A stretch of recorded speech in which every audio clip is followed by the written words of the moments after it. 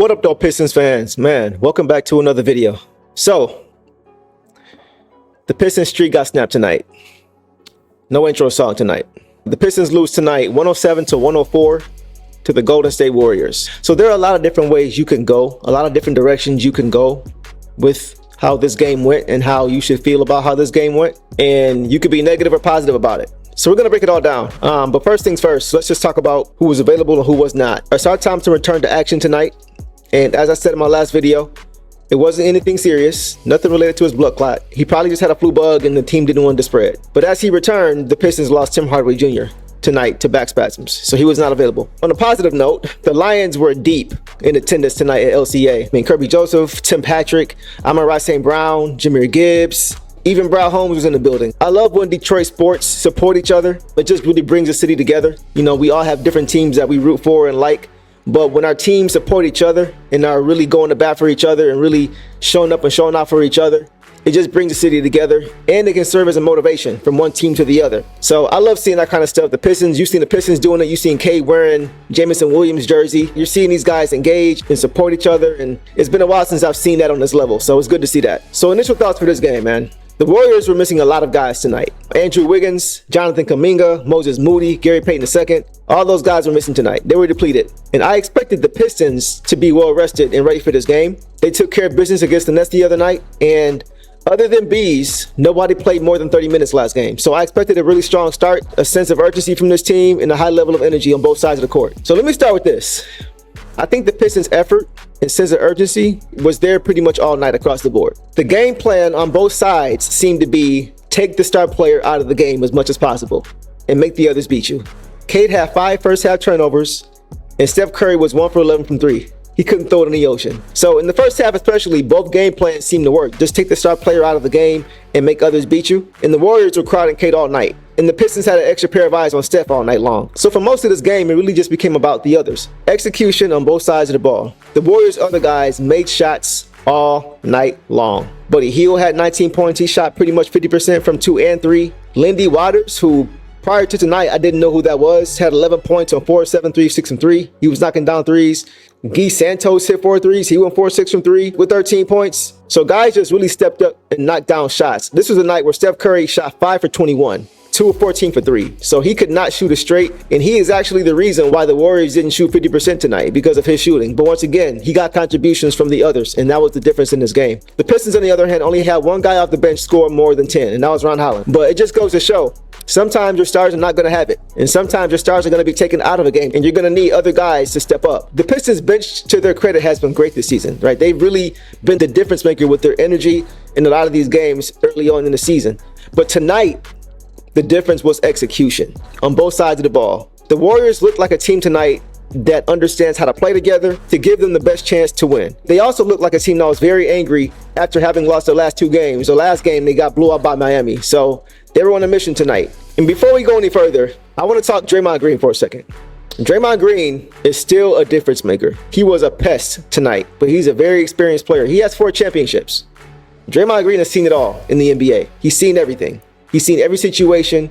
He's been in every scuffle, right? He's seen the good and the bad. He's played a ton of playoff games. He's been there, done that. So when situations arise, more times than not, he's seen it before. And there were a few plays tonight that I thought really, from a momentum standpoint, was kind of snatched away from the Pistons based on things that he did and how he played. So in the third quarter, he and Ron Holland, of course, were fighting under the basket. And it looked like Ron may have popped him across the face on accident, inadvertently, as they're trying to get the ball. And after that, you saw Draymond go to him and start talking to him. And of course, Ron starts talking back, and they're barking at each other. And you can feel the tension in the arena just building. Not long after, Isaiah Stewart and Dennis Schroeder get double technicals. And Stu looked irritated all night long. He is not friendly with any opponents. He doesn't take it easy on any opponents. There was a point in the game where he snatched the ball away from one of Golden State's players on the bench because they wouldn't let go of the ball. He just snatched it and looked annoyed. So, and Ron and Draymond still really hadn't cooled off. They still had that same energy on the next few plays. And so here's what I mean by Draymond's impact. Draymond has been in a ton of scuffles in his career. Because of that, he knows the temperature of what happens after, of what he needs to do to give his team an advantage. So following that sequence, the Pistons had a ball,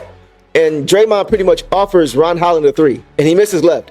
And Draymond shoots down the court because he could see that Golden State was going to get the rebound. He shoots down the court, and Ron Holland doesn't have enough time to catch up. Draymond goes down and dunks it, and he starts rocking that Ron some more. Just trying to get Ron riled up, right?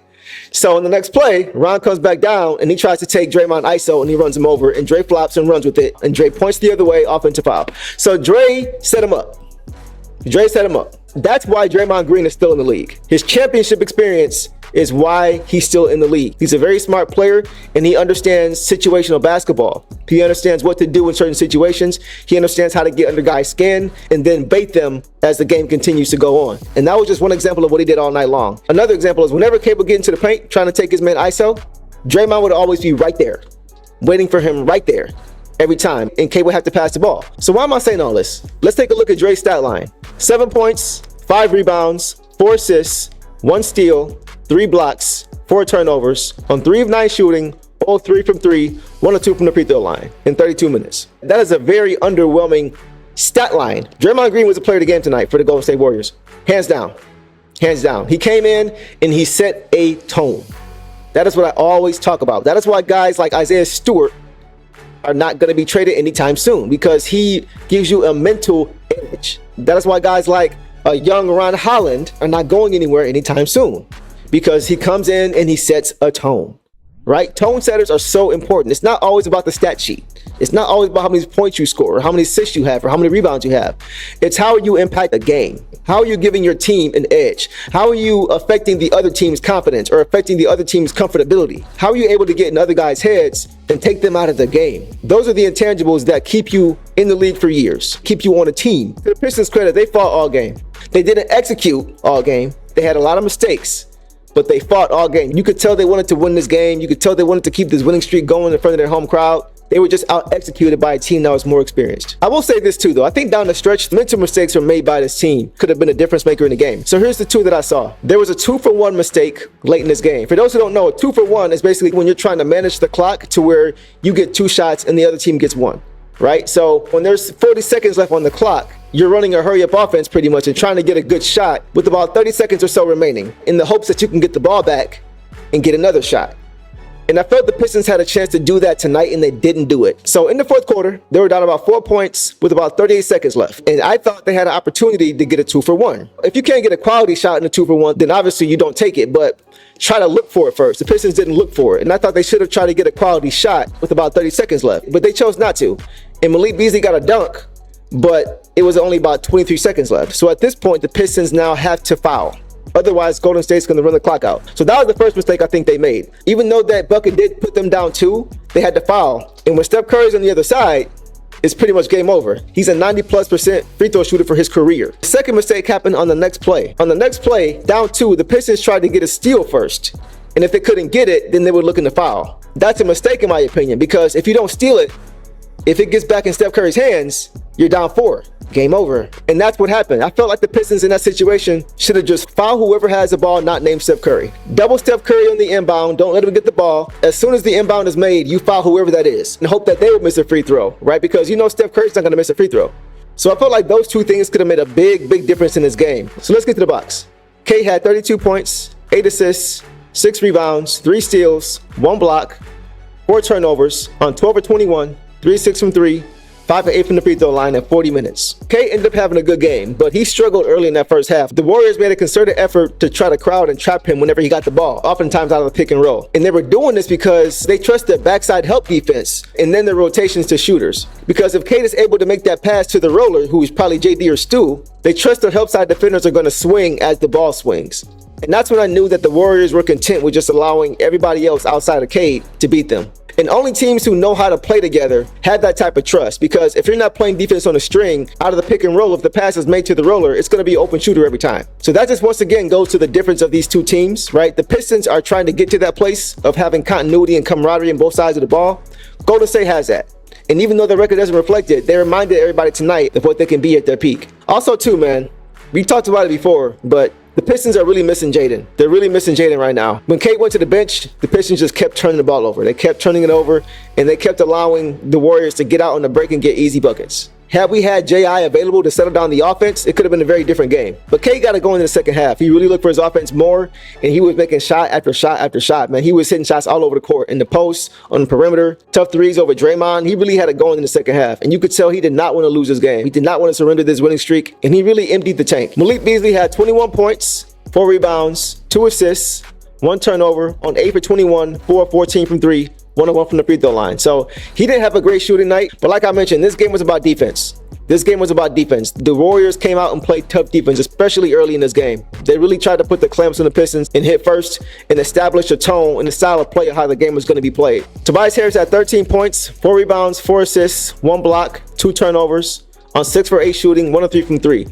So Tobias had a quiet second half. He was very efficient shooting the basketball. He just wasn't impactful in the second half. I'm not going to blame him. This game was not on any individual player, but he played okay. Asar Thompson had 9 points, 2 rebounds, 3 assists, 2 steals, 1 block on 3 of 4 shooting, 1 of 1 from 3. So we're seeing more and more now teams really don't respect Asar's shot, because every time he's on the floor on the perimeter, guys are just giving him that shot. They're giving it to him, and they're forcing him to come into the paint to score. And tonight, a few times he was able to do it just based off his athletic ability, but he is going to have to eventually develop a respectable jump shot.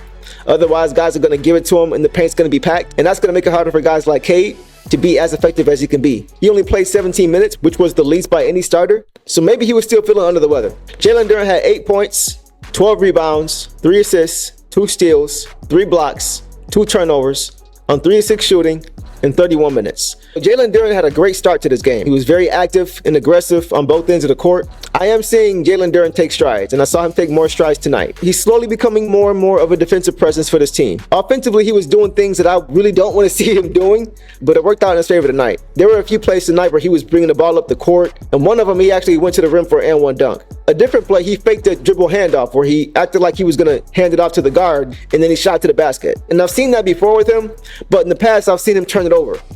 And tonight he didn't. It looks like the Pistons are trying to get him involved with the basketball more often, and that's honestly not what I want to see. But if he's doing it under control, I can't argue with it. So if he's able to show consistently that in spots he can handle that ball handling responsibility, I personally don't want to see that. But like I mentioned, if he's successful doing it, I'm not mad at it here and there. He even ran the break and had a nice oop to Cade, which was cool to see because usually it's the other way around. So to see him make that pass on time, on target to Cade was nice. But overall, his incremental growth is showing, right? He's playing with a different level of energy on both ends more consistently. He's beginning to look more and more like a polished player of the player I saw his rookie season. His rookie season, you saw all the raw ability.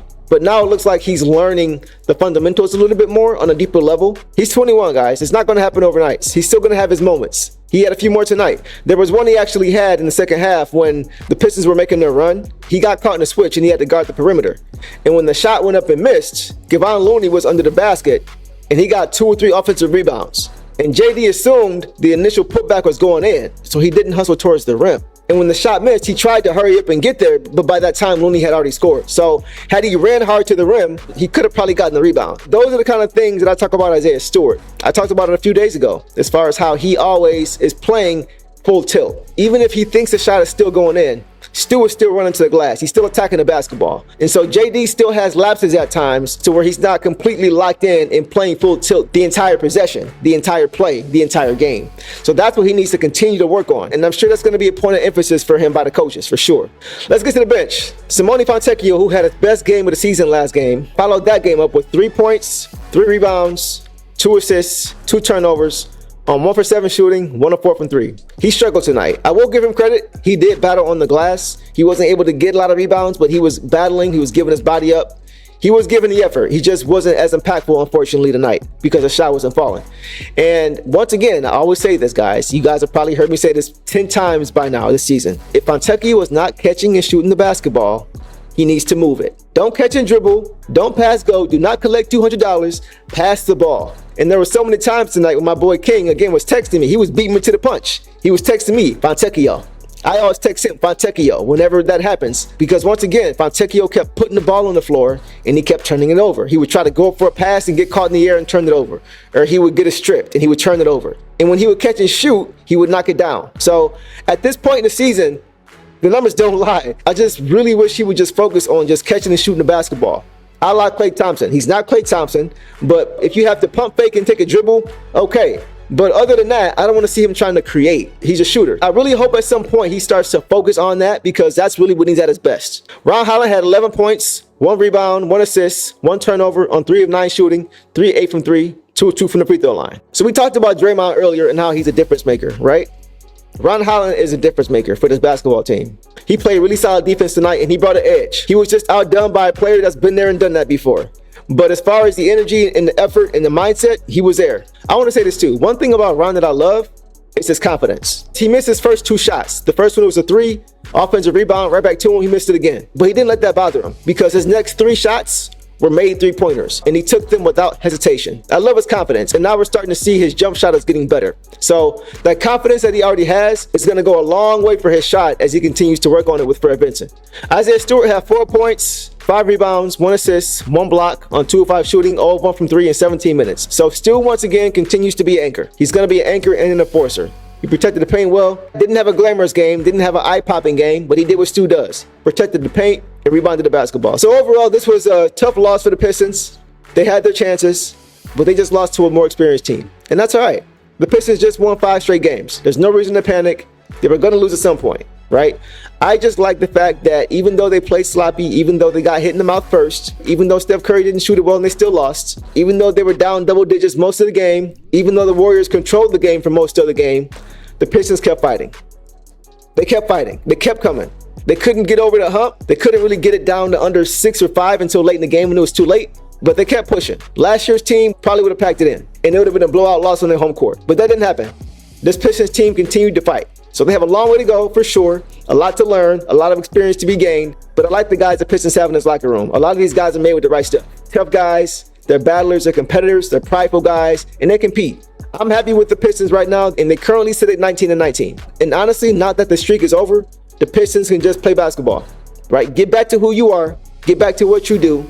Don't let this turn into a 2 or 3 game losing streak, right? Get right back on the horse and keep going. Continue to work, continue to build those good habits, work on your weaknesses, build camaraderie and chemistry with the teammates, build that confidence. Wash, rinse, repeat. So what did you guys see in tonight's game that I may have missed? Let me know down below in the comments, and let's talk about it.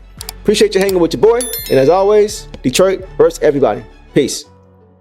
Rewind 2021. There was a parade in my city. #1 pick, dancing in the street. Everybody was hitting the grid. Kid arrived in the D, and it was live as can be. They can ball, but we didn't want Green, Mobley, or Scotty B. No shade. When he got hurt, everyone lost it. Storylines leaking, no faucet. Caught him washed when he broke his tibia. All the haters, time to get it really, Everybody wanna be Skip Bayless. Wanna throw shade, okay, say less. Dudes went #1 for a reason. It'll click by the end of the season. When he wins most improved player. Gonna be a movie, here's the trailer. Don't say I didn't try to warn ya. Co-signed by Wembanyama. Kid Cunningham. He was raised a Texan, but now he's Detroit flexing. Team USA, he was killing them. Got him effed up, let me quote Eminem. Nowadays, everybody wanna talk like they got something to say, but nothing comes out when they move their lips. That's a bunch of gibberish and money lovers act like they forgot about K. Nowadays, everybody wanna talk like they got something to say, but nothing comes out when they move their lips. That's a bunch of gibberish and money lovers act like they forgot about K. Forgot about K. They forgot about K. Forgot about how you forget about K.